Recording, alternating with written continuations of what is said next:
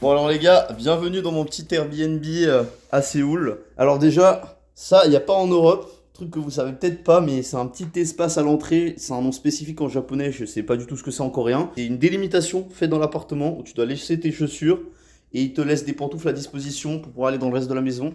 Ça évite de saloper le sol et c'est très bien pensé. Bon là on a une petite cuisine, hein, après je pense que, je sais pas si je vais trop m'en servir, hein. Voilà, on va pas se mentir, là j'ai une petite télé et tout. Je sais pas si je vais trop m'en servir non plus. Je vais passer au combini là, j'ai acheté 2-3 snacks. C'est à peu près minuit 20. Il n'y a pas grand monde dans les rues, hein. On a un lundi. Après c'est pas le quartier où il y a tout qui se passe le soir, tu vois. C'est le quartier universitaire. Lundi soir les universitaires font dodo. Là, je reviens du combini, accrochez-vous bien. J'ai payé 4 francs 80, l'équivalent de 4 francs 80. J'ai eu les nouilles bouldak. Les vrais connaîtront. C'est ultra pimenté ça. Truc de bâtard. Ces chips là, j'ai vu Franklin dessus, je me suis dit ça pourrait être marrant pour goûter. Cette boisson, c'est une boisson un peu noire, ça m'a intrigué, ça se trouve c'est dégueu, mais encore une fois les gars, je sais pas lire coréen donc je sais pas trop à quoi ça correspond, on va goûter. C'est du thé noir en vrai, trop content. Et la vendeuse elle m'a même donné ça, j'ai pas très bien compris pourquoi, mais vas-y, j'ai dit ok, hein. Voilà, j'ai payé, j'ai payé 4 francs 80 pour tout ça les gars. C'est pas une... Oh non, non, non, attendez, j'ai oublié le clou du spectacle. Le clou du spectacle. Un putain de onigiri au bing bing bap. Putain, tout ça pour 4 francs 80, mais c'est n'importe quoi. Je sens que je vais adorer ce pays. Several days later. Alors les gars, on se retrouve comme on s'est laissé. Sauf que cette fois on est bien en Corée. Et plus précisément, je viens d'arriver à Busan. Je suis dans ma petite auberge de jeunesse. Après malheureusement, elle est quasi vide. Donc on est dans une petite chambre à 8. Il n'y a qu'une seule autre personne à part moi, donc bon. Bonjour l'ambiance. Mais j'étais prévenu en même temps, Busan c'est un petit peu moins touristique. J'ai bien cru que j'allais pas faire ce vlog. Alors je vais vous expliquer comment ça s'est passé Séoul.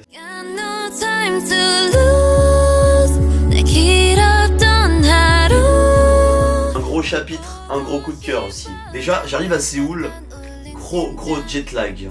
Alors on l'a peut-être vu dans le premier vlog, mais j'étais trop crevé, j'ai quasi pas dormi du bol. J'arrive l'après-midi, vers à peu près 3h de l'après-midi. Paf, j'arrive dans mon Airbnb, je m'endors direct. Je me réveille, c'est genre minuit et demi, 1h du mat. Je vais me chercher au combini, bien sûr, qui est ouvert 24h sur 24. Une petite collation. Bon, il y avait personne dehors, malheureusement. Les jours suivants, j'ai dû lutter un peu contre la fatigue. Les 5 ou 6 premiers jours, j'étais dans un Airbnb, donc tout seul. Et ensuite, j'ai bougé dans une auberge de jeunesse. C'était vraiment sympa, j'ai rencontré plein de gens super sympas là-bas. D'ailleurs, si l'une des personnes que j'ai rencontrées à la guest house passe par cette vidéo, je vous salue les gars. C'était vraiment sympa de vous connaître. Alors ma première journée, j'ai pas fait grand chose, j'étais un peu crevé, je me suis baladé surtout dans le quartier de Itaewon. C'est le quartier international, il y a pas mal de restos internationaux. Pas mal de kebab et de lumière, beaucoup de personnes qui se bourraient la gueule. Et j'en ai profité pour me faire un petit barbecue coréen. Alors on n'est pas sur un bulgogi, mais on était sur des belles pièces de porc venant de porc noir de Jeju. C'était incroyablement fin et délicieux. Et là arrive une chose que j'ai continué à avoir ensuite dans tous les repas que j'ai fait en Corée du Sud. Les accompagnements les gars, les accompagnements, ils ont le sens de l'accueil ces Coréens, vraiment. Ils commencent à t'apporter des accompagnements de toutes sortes et tout. C'est tellement bon, mais c'est tellement bourratif. Alors la petite portion que t'avais au début de riz et de viande, ça se transforme en énorme plat avec tous les accompagnements qui viennent ensuite. J'ai quasi jamais pris de dessert, j'avais plus la place. Et pourtant, Dieu sait qu'il y a des bons bingsu, mochi, etc. Le jour d'après, je suis allé à Dongdaemun. Donc au centre de Dongdaemun, il y a le Dongdaemun Plaza, qui est une sorte de parc avec un bâtiment futuristique. Alors je me suis promené par là-bas, Et par hasard, je suis tombé sur une expo pour les 100 ans de la Warner Brothers Company.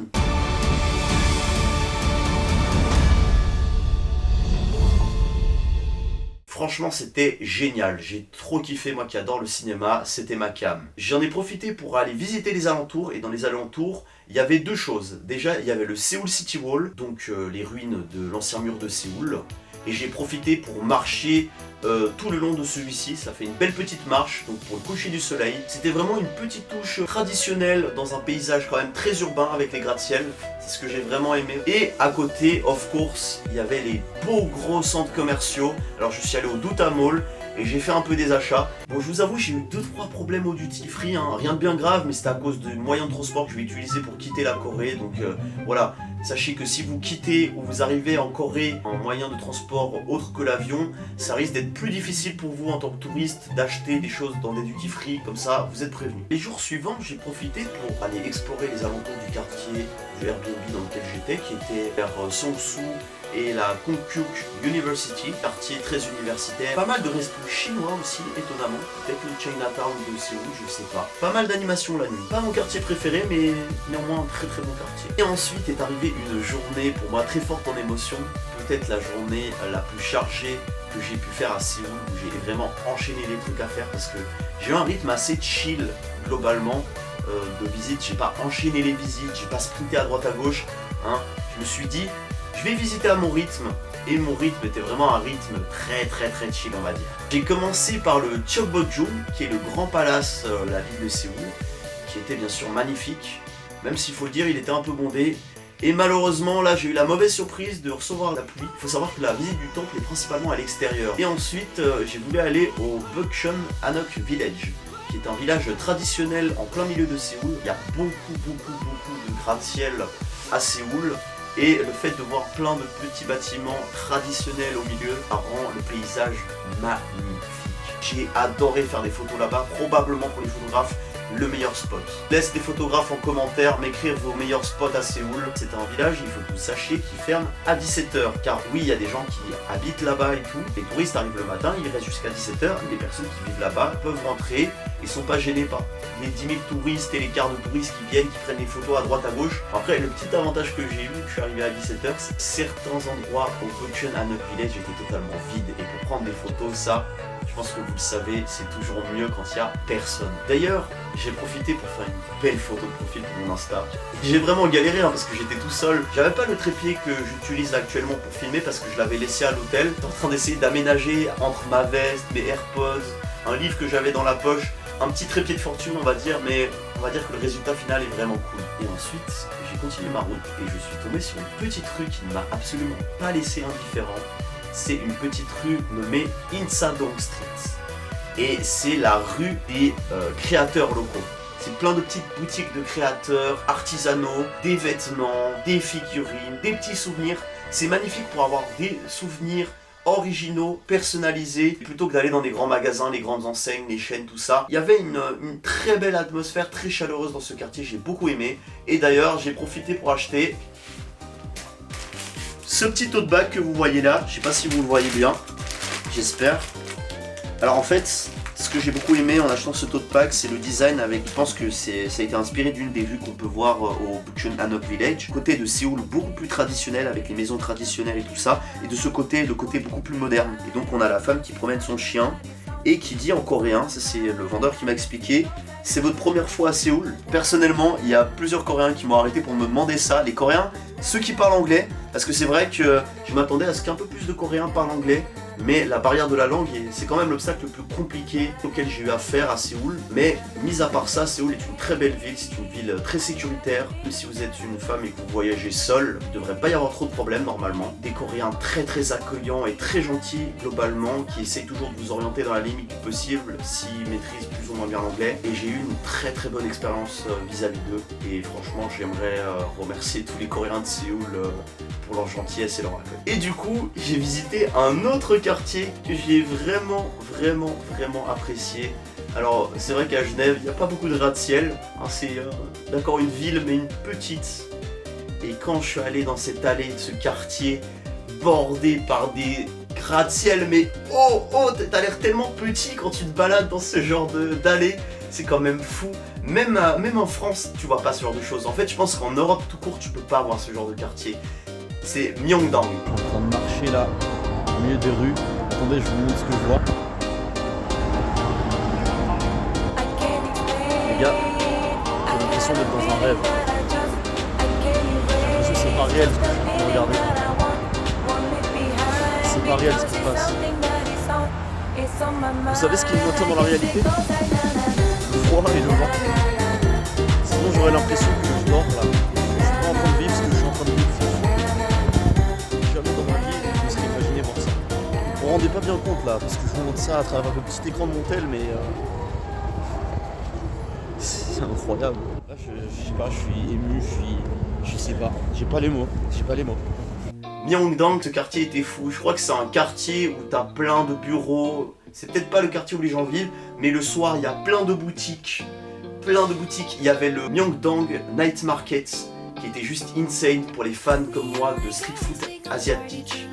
Il y avait tout. Il y avait les crevettes frites, il y avait les gyoza, le corn dog, le fameux corn dog que j'ai pu goûter. Tout était délicieux. C'était quand même un peu cher, c'était quand même touristique. Il y avait beaucoup de touristes là-bas, mais franchement, ça valait de la peine. J'ai vraiment apprécié l'endroit. C'était vraiment très animé. C'était vraiment hyper cool. Et ensuite, après toutes ces aventures, je suis parti de mon Airbnb pour arriver dans une auberge de jeunesse, une guest house, et c'était vraiment trop cool. J'ai rencontré des gens, on est allé faire des trucs ensemble, je suis allé voir la Namsa Tower, je suis monté dans le Namsa Park qui est une montagne au milieu de Séoul, et au-dessus de la montagne il y a un observatoire, c'est une grosse tour qui est peut-être le point le plus haut de tout Séoul. Tu peux carrément voir tout Séoul qui s'étend à perte de vue, et tu comprends que Séoul est vraiment une ville mais gigantesque. C'est quand même un truc de ouf. Sinon, pour me déplacer d'un endroit à un autre, j'ai principalement marché et utilisé le métro parce que sinon les distances pouvaient parfois être immenses. Je pense que le trajet le plus long que j'ai fait c'était 1 heure de métro pour aller au parc olympique, qui d'ailleurs était un très beau parc, mais c'est vrai que c'était peut-être un petit peu déprimant en hiver, hein, beaucoup de nature morte quoi. Je pense que les meilleurs moments pour voir ce parc, ça doit être le printemps et l'automne. Et sinon, j'ai pas abordé un petit point assez intéressant hein, quand on va à Séoul. La vie nocturne, les gars.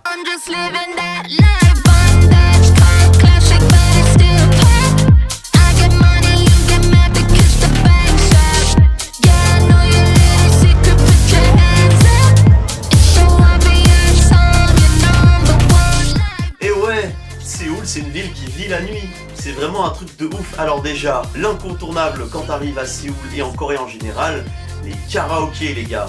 Et je peux vous le dire, j'ai peut-être pas chanté de la K-pop, mais je m'en suis donné à cœur joie. That's Michael Jackson! That's Michael Jackson!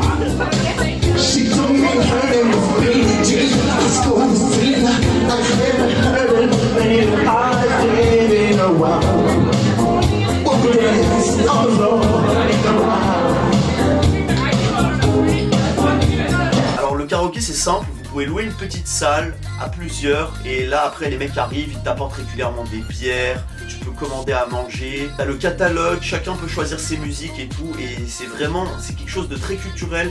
Il y a plein de Coréens le soir qui vont faire du karaoké, c'est vraiment une très bonne ambiance. Il y a aussi des très bons bars, des bars assez animés, peut-être plus en fin de semaine je dirais, en début de semaine c'est peut-être un peu vide mais au final c'est comme ça dans toutes les villes non? Les boîtes de nuit à Séoul. Alors je suis allé dans un certain club, dans le club en fait tout était rouge, des néons rouges partout, de l'ambiance. Et ce que j'ai beaucoup aimé dans ce club, c'est que contrairement aux clubs que j'ai pu faire en Europe, ils vont pas te balancer d'office tous les hits que t'as envie d'entendre, comme le reggaeton, les musiques trends du moment. Ils ont balancé quelques musiques connues pendant leur set. Mais c'était pas les musiques auxquelles tu penses et que tu vas spontanément mettre en soirée. Il y avait du One Direction par exemple, j'étais là en mode... C'était un mélange de musique occidentale et de musique coréenne, je crois même qu'il y avait du japonais. Mais c'était vraiment très bien géré, le DJ était très bon.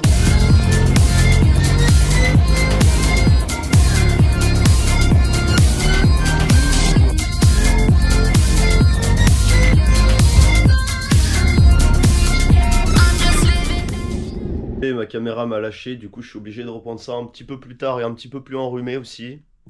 Donc on est quelques jours plus tard à Busan et regardez-le. La chambre est vide. Je suis le seul dans le dortoir. C'est pour vous dire à quel point Busan, bah c'est moins touristique. Vous voyez comment c'est le bordel ici?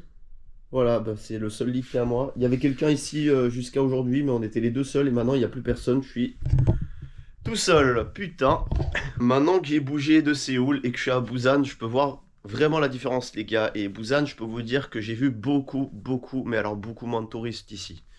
Et il y a aussi beaucoup moins de choses à faire. Donc après, est-ce que c'est beau? Est-ce que ça en vaut la peine? Évidemment. Mais c'est définitivement pas la même vibe que Séoul. Donc voilà, si vous voulez vous perdre, si le but c'est de vous perdre et vraiment être dépaysé, venez plutôt à Busan. Si votre but c'est de partir en voyage, mais quand même d'avoir une certaine sécurité, on va dire, genre par exemple les gens qui parlent anglais, peut-être un peu plus d'informations, de choses à faire entre guillemets, de points d'intérêt, là je vous conseillerais peut-être un petit peu plus d'aller à Séoul.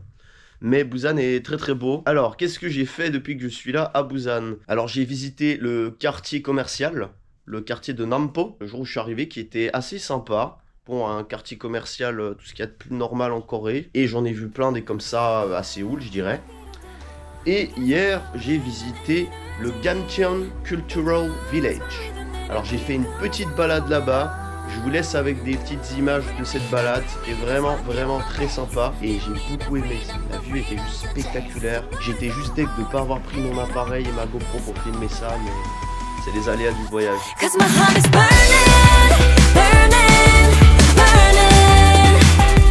On fait de la marche très pentue depuis tout à l'heure.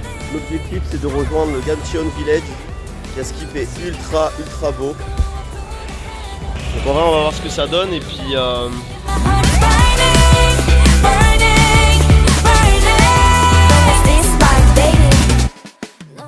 ça y est les gars, j'ai réussi à monter.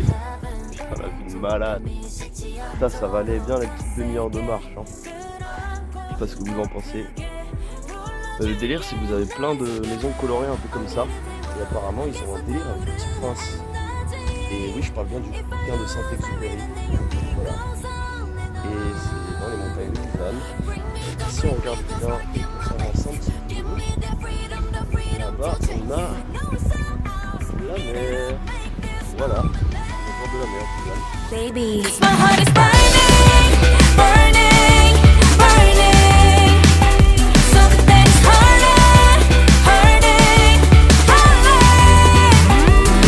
She get out of love, go I put my head up. It's all I gotta do. My heart is burning. What's this bug, baby? Là, je suis en train de me préparer pour aller faire une petite marche sur la côte pour faire le fameux Igidae Coastal Trail. Le fameux chemin de la côte d'Igidae. Je vais finir de me préparer et on va y aller tranquillement. You know I got you. Ça va faire 5 kills au bord de la côte. Donc je vous emmène avec moi. Allez, c'est parti.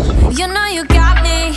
Everything you do, everything you did, everything I wish I was with makes me feel alright. I'm just saying so. I really like it.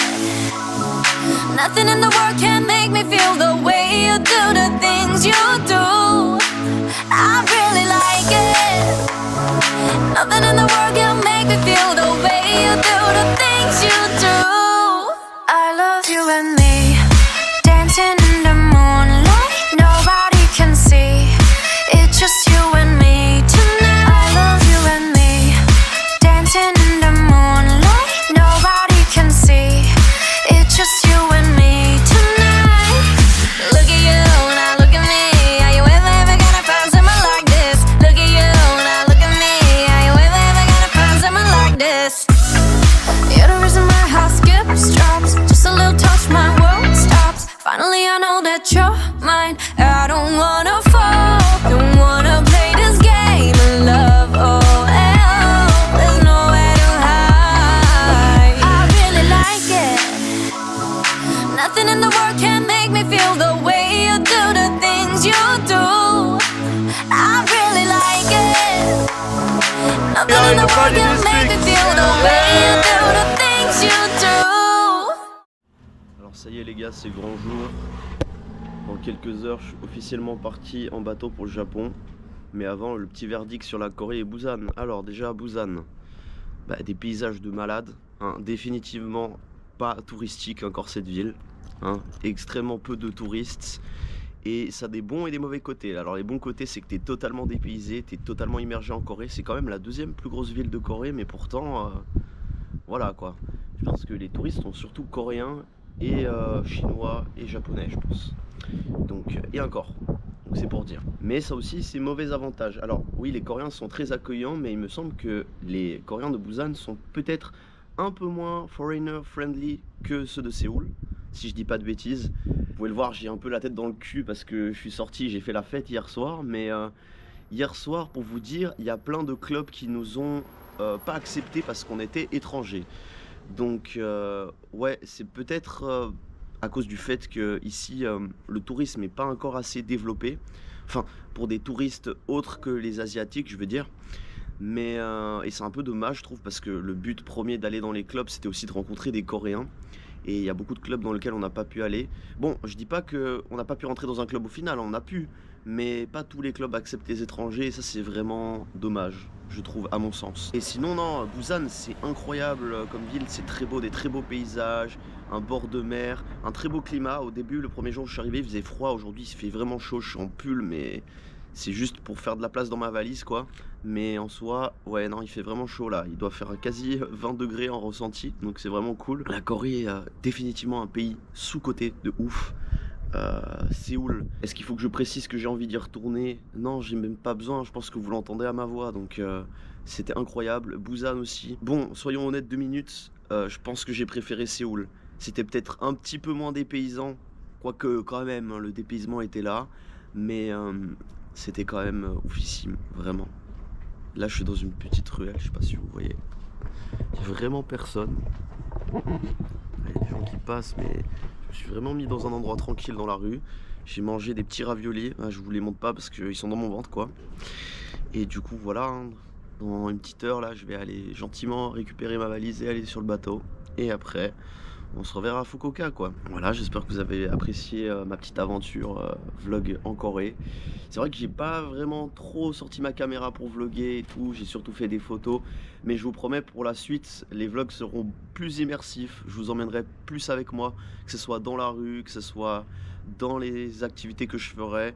Je vais essayer d'être un peu plus interactif. Et n'hésitez pas à me donner des idées en commentaire de trucs que je pourrais faire au Japon ou de trucs que je pourrais faire pour améliorer mes vlogs, hein. Je lirai tout et je vous ferai des petits retours. Les gars, on se retrouve sur le bateau. À I love you and me, dancing in the moonlight, nobody can see, it's just you and me tonight. I love you and me, dancing in the moonlight, nobody can see, it's just you and me tonight. Look at you, now look at me, are you ever gonna find someone like this? Look at you, now look at me, are you ever gonna find someone like this? Ever gonna find someone like this? I don't care about your first love, this should be your last one, nothing like your last one. You look better on me, that's fashion. Won't block your shots, lights, camera, action. Never been a love me or a love me not thing. Every pedal better tell him better not change. I love you, I love me a lot. Wait, which one I love better? Better off not saying.